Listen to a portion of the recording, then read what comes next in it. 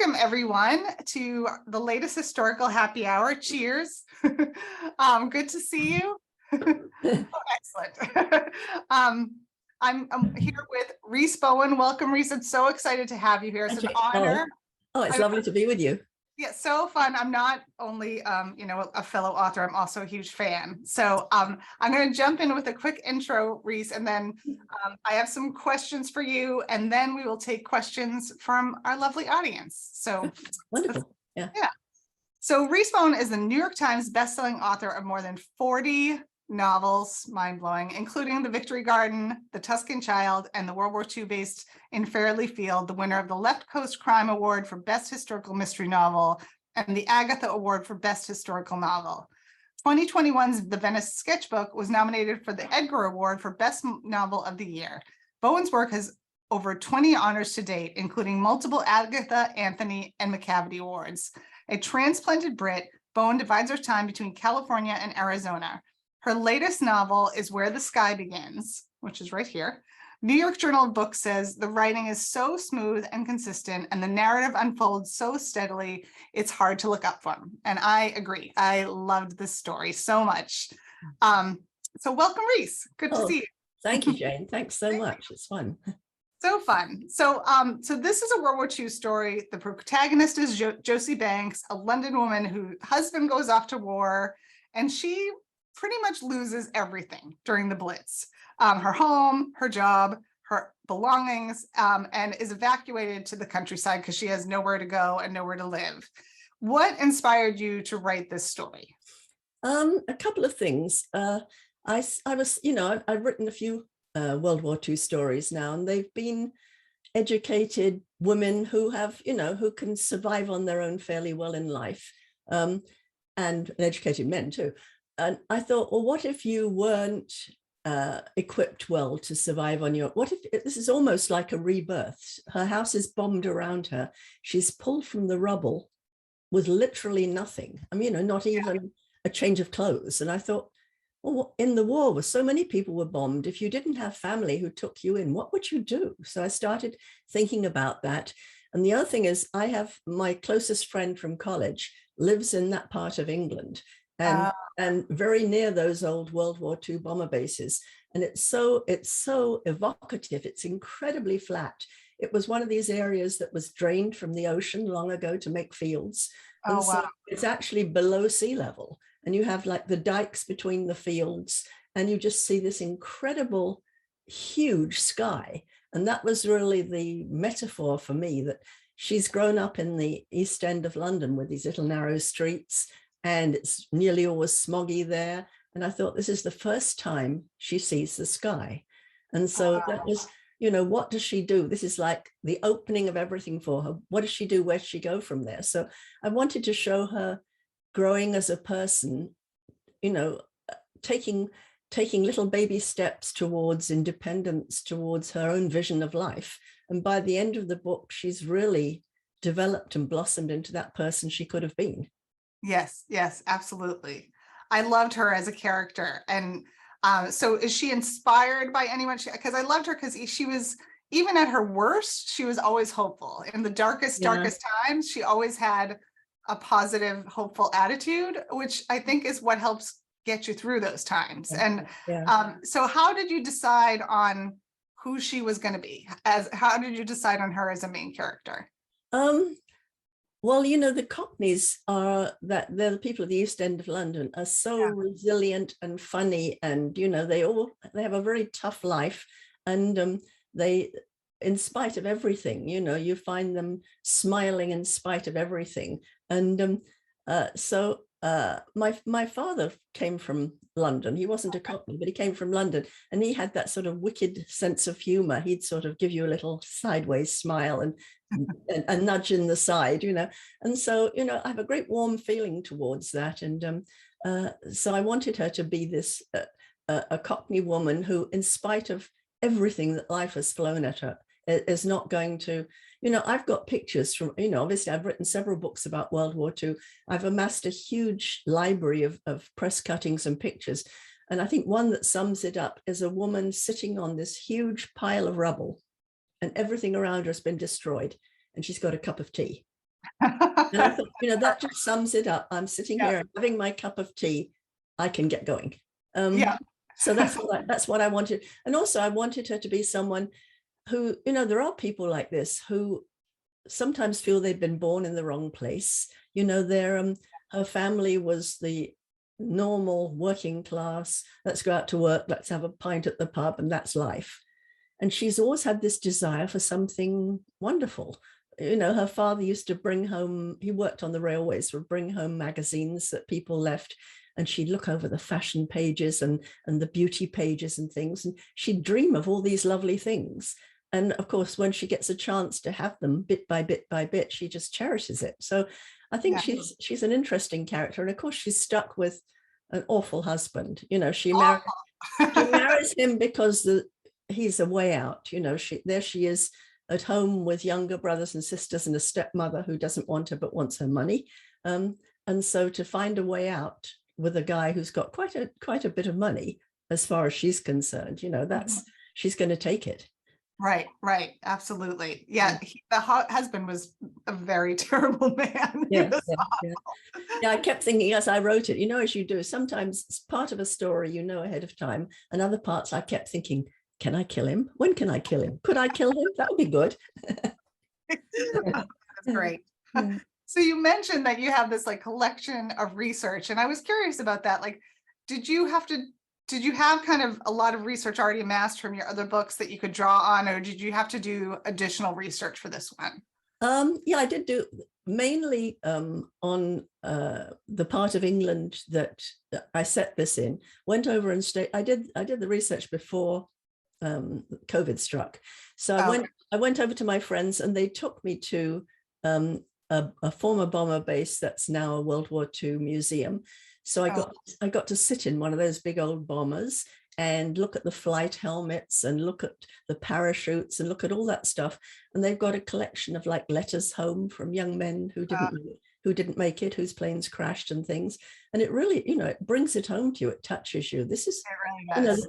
The cockpits in those things are just so tiny, and you think you're in this for 10 hours at a time, and so you get a good feel for what it was like for those men, and the fact that when they took off for Germany at night, half of them didn't come back. The life expectancy of a bomber pilot was about 50%. So when you signed up, you knew your chances were not too good. We're not great. Yeah, that was unbelievable in reading that. You forget that. And they were so young. Oh, just unbelievable. And of course, I have a connection in that I grew up after World War II. And in England, then we were still on rationing when I was a small child. And if you went to London, you would see these big piles of rubble everywhere that had been someone's home. So, I was very aware of what the war felt like in many ways. So, and of course, your family talks about it all the time. I don't, and my father was in the services, and so were my uncles. So I have I think that's one of the reasons I want to write about it is we're getting close to the end of the generations that actually knew it. And if we don't write about it now, it will be gone and people won't know. And I think it's so important because it was really the last time when we had this great feel of good versus evil. Yes. And the feeling that if we didn't stop evil, it would swallow up the world. So I think everybody in World War II had this great desire to do their bit to try and stop it. I totally agree. I think about that a lot, and I feel the same. My grandfather was a firefighter on the Navy ships off the coast of Europe in World War II, and I was very close with him. And but and a lot of those guys didn't share that much when they came back. But it's always been fascinating. I think we're losing a lot of that generation now. So most of it, I found the village and the cast of characters in the village in the English countryside so charming. And were the people based on people or was the village based on a particular village? Well, I grew up in a village. I grew up in a village in Kent, actually. And a small place like that, you're always going to have the idiosyncratic characters, the local characters, and you're always going to have the vicar's wife and all the people like that. And the thing is, most people, what everybody does. You say, you're going to the grocery shop and someone say, do you know what so-and-so is doing? It, oh, are they really? And Yeah, yeah. but it's lovely. We go every year. My sister-in-law, I married into a very aristocratic family. So my sister-in-law has this enormous house that we go and stay at every year. We were there last month. And her local village, you go into that and everybody talks to you, and it's a really nice, warm feeling that, this is a place I could live and I'd like it. Yeah, it's so funny. After I read the book, I was like searching like English big village, like countryside vacations, because it sounds so lovely. I do frequent searches on cottages for sale in Cornwall, Right. Yeah. Very delightful. Yeah. So Josie, when she is evacuated, she's billeted at this grand home of an upper class woman, Miss Harcourt. She's a recluse, she's unmarried, and she only lives with her housekeeper, Kathleen. Mm-hmm. And so these three women live together, and they're not only changed by the war, but they're changed by their relationships with each other over the course of the novel. And I love the dynamics. I love the humor. And so why did you decide these three characters at the center of the story? Well, I wanted Josie to be put completely out of her element, but then also to be in a place that suddenly offered her things she could never have dreamt of. She sees the library there, and when Miss Harcourt sees her, immediately thinks she's trying to steal one of the books. Yes. But Josie has always been dying to read more books, and when Miss Harcourt sees this, I think that's the first chink in the armor, because Miss Harcourt doesn't want her there. And of course, at the beginning of the book, she says to Josie, because Josie's quite badly injured when she goes there, as soon as you're healed, we'll have to decide what your duties are. And that's when we see for the first time with Josie, we see her spunk. And yes. she says, I don't mind helping out, but I ain't no servant. Yes. You're not going to tell me what to do. So I think, Miss Harcourt then takes a step back, like, what is this thing we've got? And of course, if she thinks about it, Josie is going to change her entire life. Josie is going to see what can be done and open up things for her and really, make her life better. Yes. Yeah. I love that. And to that note, this story has a little bit of everything. It's friendship, it's romance, it has a little bit of a mystery, and some definite unexpected twists, which I will not reveal. But I kept thinking, as a writer, I thought it was so well plotted. And I was curious, I always ask writers who come on, are you a plotter or a pantser? Do you plot your books out, or do you write by the seat of your pants? And I know our mutual friend, Hank Philippi Ryan, is a pantser, which I always find unbelievable. And what is your process like? Yeah, I'm pretty much a pantser too. I am. In a big book like this, it's so it's in a way it's linear. What's got to happen by the end of the book, or at least you hope will happen by the end of the book. And I knew the overall arc. I knew Josie and where she was going to go. And the whole thing that drove it for me, when I was writing it, my working title was The Tea Shop at the Edge of Eternity. Oh, nice. I love that title, and they shot it down. They went, no, lots of stupid reasons. One was that on Amazon, the thumbnail, too many words, you can't read them. Oh, I didn't think of that. Yeah. So one thing. Another was the word tea shop will not attract male readers. Oh, interesting. Strange for me, but so I fought for it for a while, and they kept going, no. But anyway, the whole thing was the tea shop. A tea shop changes Joseph's life at the beginning, because that's the job she gets in London with an expat Russian woman who is used to a life of finery, and Josie sees you can have a life of finery. And then the fact that when she's with Miss Harcourt, she finds this airman standing by the fence, and it's pouring with rain, and he's got a flat tire on his bike, and she invites him into the kitchen for a cup of tea, and he looks around and he says to her, this is like home. Yeah. So she thinks, they don't want to get drunk at the pub. They want this tiny taste of home. Some of these boys are 18. Yes. And so she thinks, perhaps I could give them this taste of home. And that's how really her life changes, by doing that. Yes. Yeah, absolutely. So this was one of those stories, and I get this question a lot. I was sad to finish it. I was reading it and listening to it on audiobook at the same time. By the way, the narrator was amazing on the Oh, audiobook. She yeah, did a yeah, great job. yeah. And so I often get the question, like, when you're done, when you hit the end and the book's off to print, do you have a trouble letting go of the characters? Are you sad that you're done? Are you happy and just ready to move on? It depends on the book, I think. And some of these ones I've been happy to let go. I mean, I'm glad to let her go because she's in a better place than she could ever have hoped for. And you know, I think that Mike, who she ends up with, perhaps we shouldn't say that, but if you don't want to spoil it, then shut your ears for that little Exactly. you know, she's in a good place at the end of the book, and she's got a vision for the future. And where I don't know about you, do you get letters afterwards saying, you are going to write a sequel to this, aren't you? And I go, no, I do get letters like that.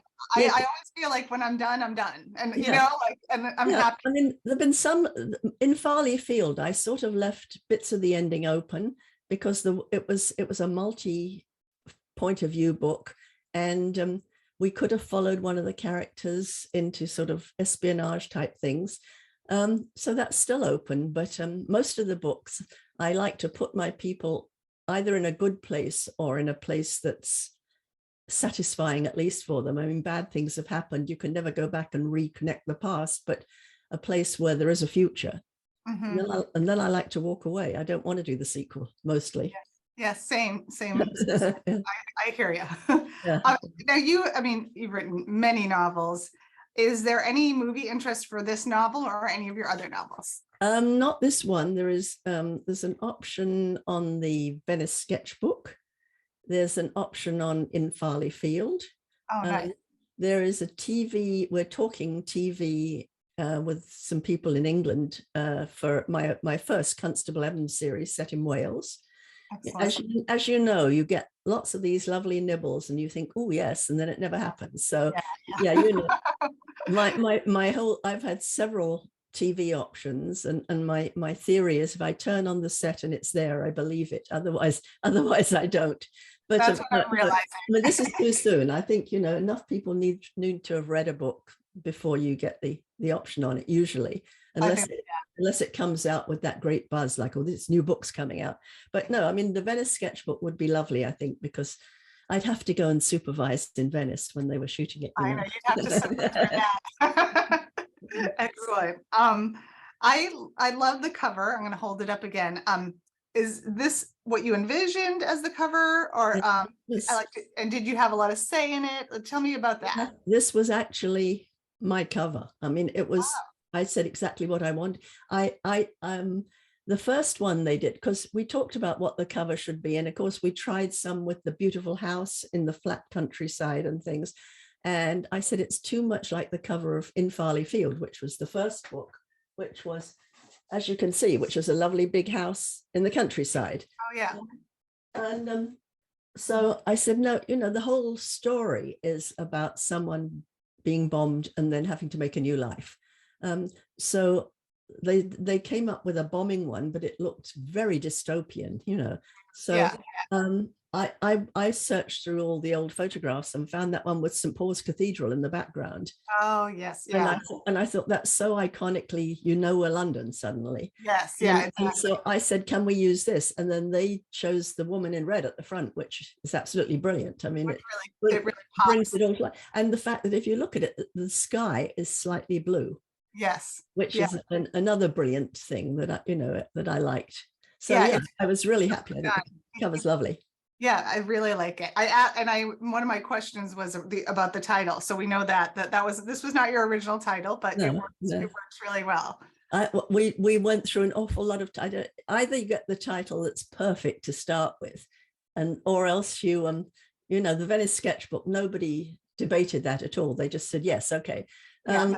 But we went through so many titles about the woman from London, the woman from the East End of London, the woman who was bombed, the woman, you know, you know, the soldier's wife, the nasty man's wife. We tossed out hundreds of them, and then, you know, I thought, well, let's think what what the whole concept is.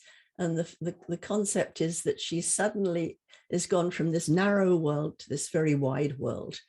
Yes. And so I thought sky is an important metaphor in this whole book. So yeah, we came up with that and everybody liked it. So Yeah, that was excellent. good. Yeah.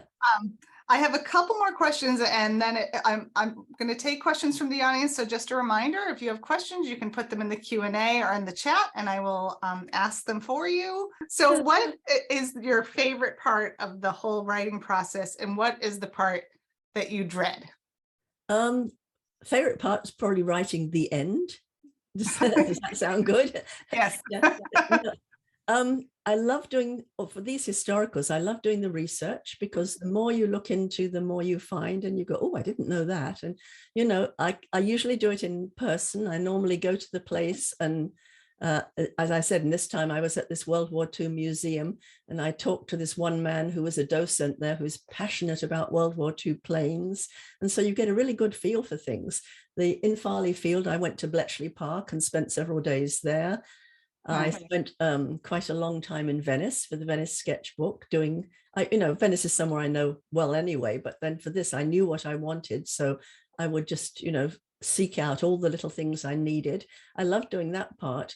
The part I hate most is about the first 50 pages of every book. I'm really in flat panic mode, I think, because I don't quite know, as I say, I'm not a complete outliner. I can't look and go, oh, this is what's happening in chapter 3.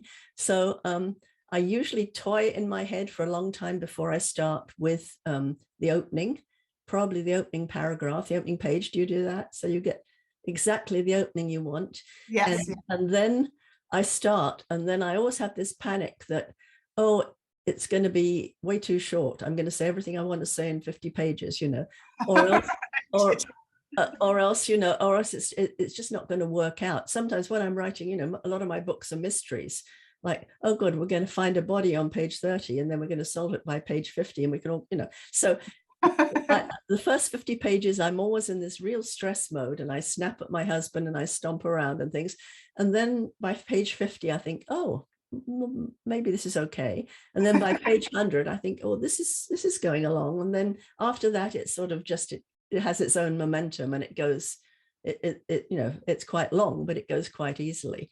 I mean, the things with these books are they're 400 pages, and so it's quite a lot of work, isn't it? I mean, the mysteries are maybe 300, which is much easier.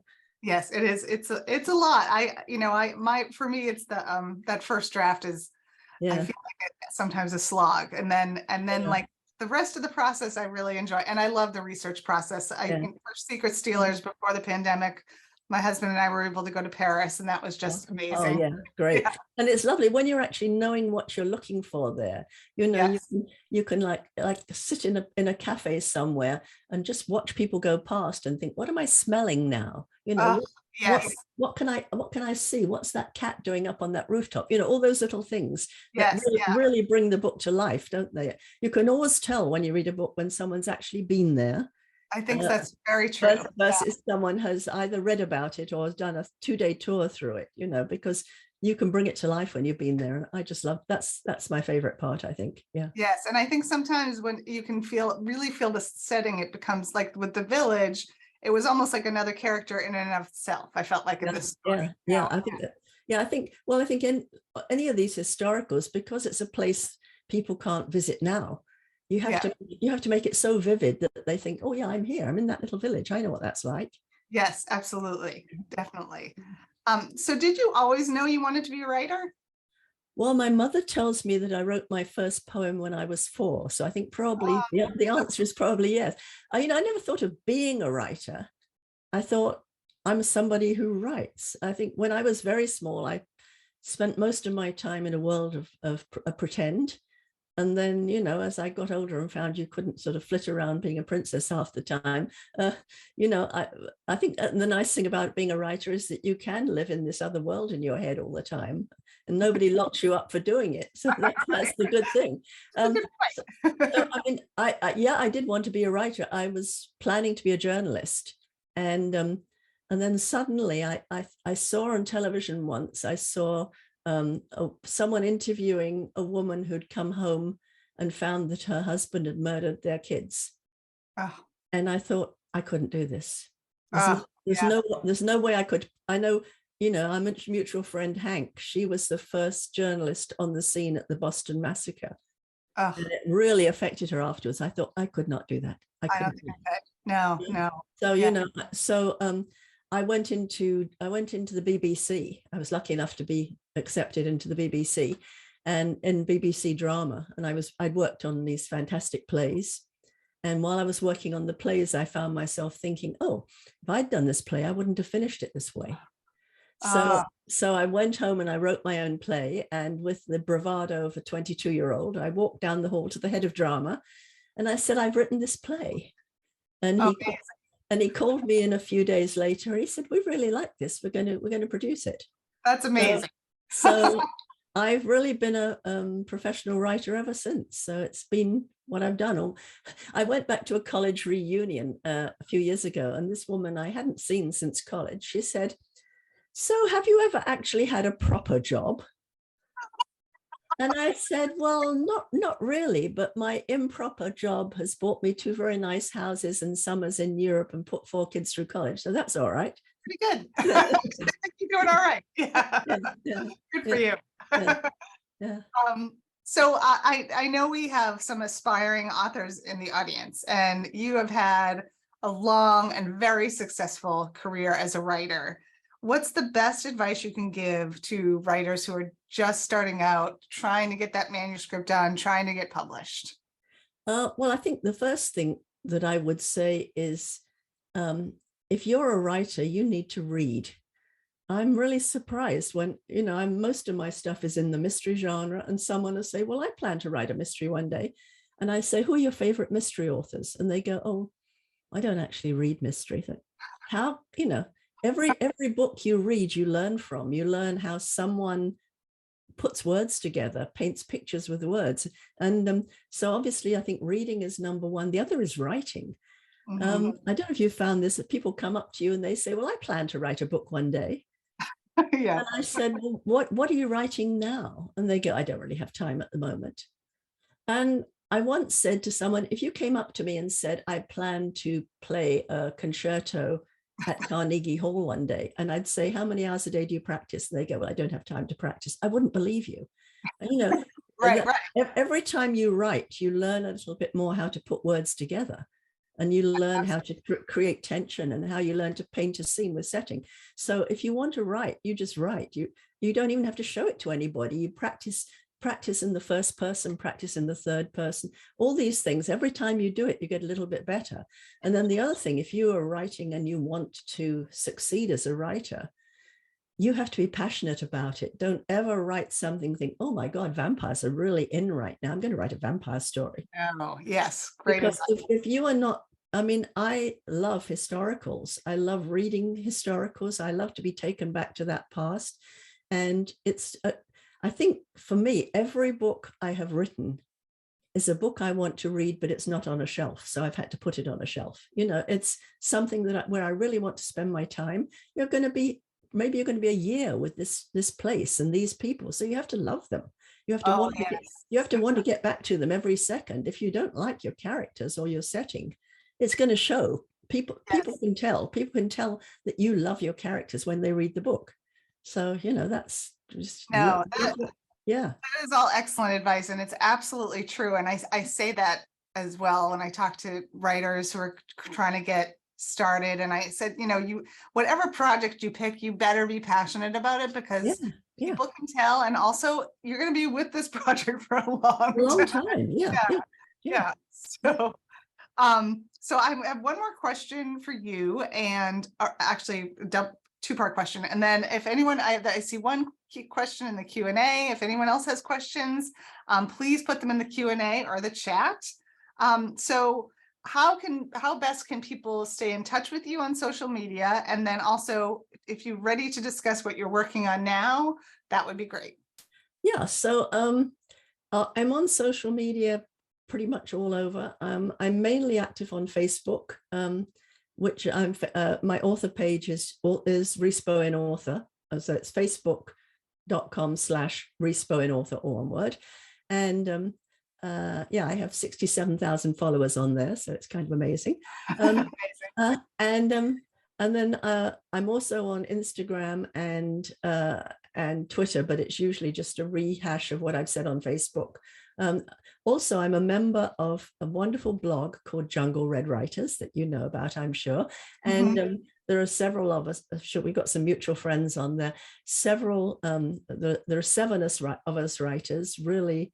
Deborah Crombie, Hank Philippi Ryan, Hallie Efron, Julia Spencer Fleming, Jen McKinley, Roberta Isleb, and me. So, and there's a blog every day, and we take it in turns to host a week, and we have fabulous guests. So that really keeps me connected with my world very well. And you really enjoy the posts are not, just by my book. The posts are really interesting about why I hate ironing. That's one of the posts that get the most comments of anything. I put like 217 comments on why I hate ironing. So sometimes it really strikes a chord with other people, but that's a fun thing. And you asked what I'm working on now. I've just turned in the next big standalone, and it's again partly in World War II, partly in Paris.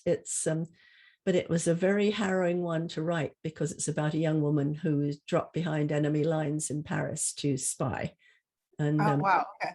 and about what happens to her. It takes place in Paris before the war, and it takes place in Australia after the war. So it's a very big scope of a novel.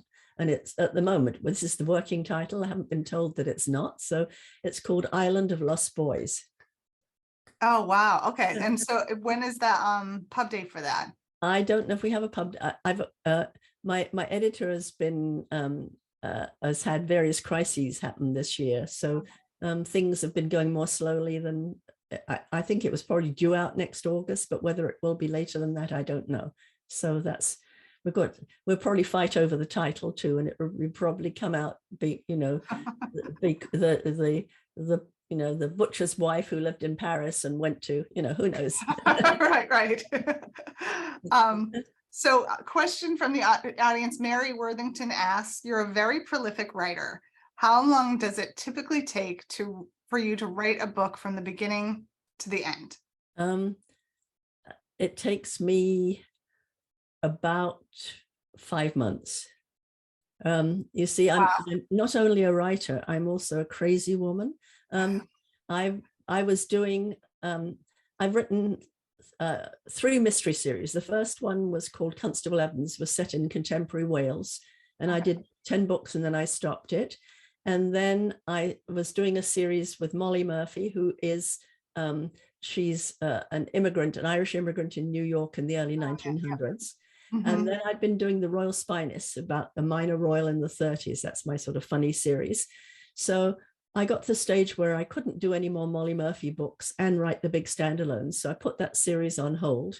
So I was doing one Royal Spyness and one of the standalones each year. And then my daughter came to me and said, I think I'd like to resurrect the Molly Murphy series with you. Oh, wow. And of course, the publishers went, yay, yes, please. So she and I started writing. We just finished book 3 together. Wow.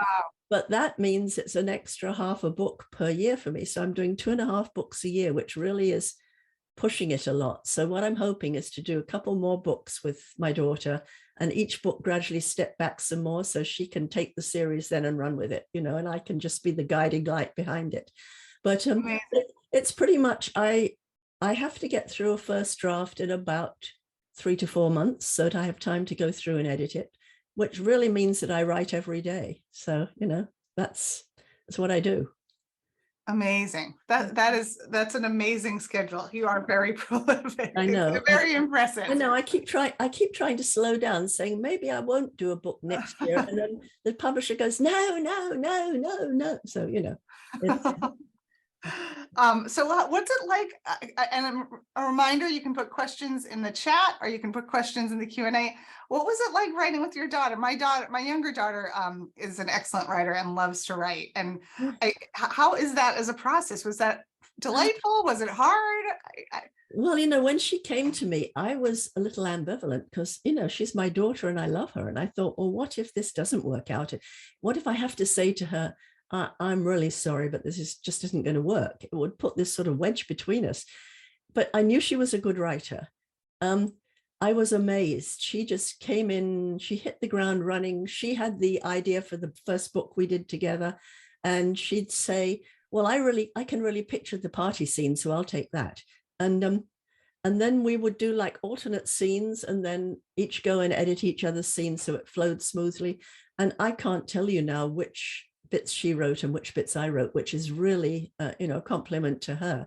It really is. And this latest one, we were getting near the end and I said, you know, we need to finish this because I need to start on the Royal Spinus book I need to start on. And she said, oh, don't worry, I've got the ending now. I know where we're going. And Wow. so, you know, it's great. She will, and she's already come up with a great idea for her own series, which I hope they'll accept. And so it's great that she's, you know, I've been able to get her start. I said to her, you know, I have to tell you, most new writers don't come in at this level. So, you know, you're not normally going to get a review in X, Y, and Z, you know, so. Yeah. But sounds like she's earned it. That's wonderful though. What a treat that, you know, it worked out so well with your daughter. No, I'm really thrilled for her because I know she's a good writer. And often if you're, you know, as you know, when you want to start off and you're floundering in the darkness, sometimes you have a lucky break, but often you don't know really where to start. So, you know, she's started in a really good place. Excellent. I love that. Yeah. So let's see.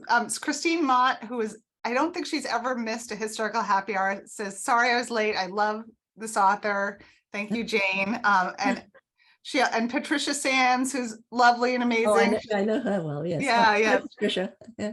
Hi, Patricia. You've answered all my questions. Thanks. I'm looking forward to reading Where the Spy Begins and just wanted to say hello to you both. I'm such a fan. Thank you for this lovely chat. Yeah. Christine Mott asks, is there another author that you would consider co-writing with, or have you ever done that before? That's a good question. Oh, yeah. I have lots of authors who are close friends. I don't think I could, I mean, when I think about them, you know, my closest friends, Louise Penny, Deborah Crombie, Jacqueline Winspear, Cara Black, they're all so different from me in their styles. I think Very, yeah. We would have a real clash of styles. I mean, the thing with Claire is that she was a good writer, but a blank canvas as far as me saying, this is what, you know, this is the overall picture. Yeah. You know, so I've got really a willing apprentice rather than someone who comes in with their own style and their own everything. So no, I can't imagine writing with another author at the moment. I'm not taking on any more projects. I think no. You have enough on your plate. I do need enough time just to breathe in between these books. Exactly. I did want to say too, to everyone, Jungle Red Writers is a great community, and the authors on that group are so amazing. And when my first debut baby novel, The Saturday Evening Girls Club, came out, you were kind enough to let me be a guest host one time, and I was like so thrilled because everyone was so welcoming and the community there is so lovely, and so thank you for that. That was really. I mean, that's the fun thing about Jungle Reds is we get to meet so many new authors that we wouldn't have read otherwise, and just such a broad spectrum, you know, ranging from historical to dark thriller to cozy. You know, we really it's great. Yeah, so great. It's actually kept my sanity throughout the COVID. You know, when we were locked down, we Jungle Reds talk to each other each day. So, you know, there are people out there I can talk to. It's a very nice thing. It is very nice. Mindy, who is always also visits on the webinars, on the happy hours, says, hi, Jane, nice to meet you, Rhys. Thank you for the lovely discussion. So I have one final question, and then I think we can wrap it up. But oh, wait, there's a couple more. Debbie McBride, do either of you ever think about writing a book on modern day events? Why don't you take that one first, Rhys? Yes, I mean, yes, I do. Really modern events, I don't think I'd want to touch at the moment because the world's in such a dark place. I think that's one of the reasons I write about World War II, because I see the similarities. And, you know, I want to say, you know, this is not, we're not going in a good direction here. Look what happened in World War II. So, you know, we've got Ukraine and things. So I don't think I'd want to dwell in that modern darkness. You know, I have written, the Venice sketchbook has dual timelines, which I really like doing. And one of those takes place at the time of 9/11. So I did tackle that. That's as close to modern as I've got recently. So I think I'll probably stay happily in the, I mean, I like writing about the 1930s because you, especially Britain, you've got, you know, you've got all those stories with the Prince of Wales and Mrs. Simpson and Noel Coward and all those, Oh, yes. you know, lots of fun people. And also you've got that foreshadowing that, I mean, they don't know, but I know what's going to happen. I know World War II is coming. So when I write about them saying these silly things, I think you've no idea what you're talking about. You know, it's, so it's kind of interesting in a way to say to people, look, they poo-pooed the idea that Hitler could be dangerous at this time. Just, okay, pay attention now. Yeah, yeah, well, yeah, and it's funny, when I was reading Where the Sky Begins too, I was thinking, and she lost everything. I was thinking of these Ukrainian refugees. Ukrainian, yeah. Yeah.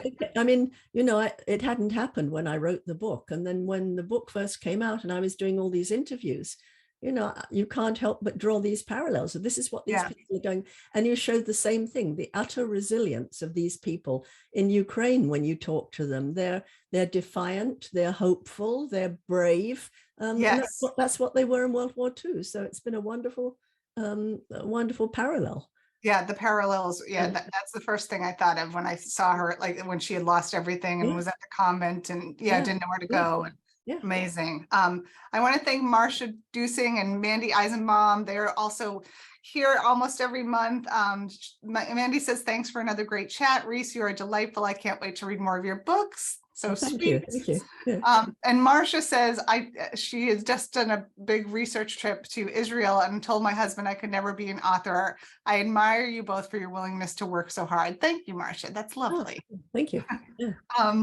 So thank you for this lovely chat. I won't keep any more of your time. I know you're very busy with everything you have going on. It's been an honor because I'm such a fan to chat with you. Thank you for inviting me. And you must come back and be on Jungle Red again. We look forward I would love to. Yeah. And please say hello to all those lovely ladies. They're so great. I will, yes. All right. Thank you. Thank you for having me. And I look forward to seeing you again. Yes, take care, Rhys. Thank you so much. Bye, everybody. Bye. Bye, everyone. Thank you for coming.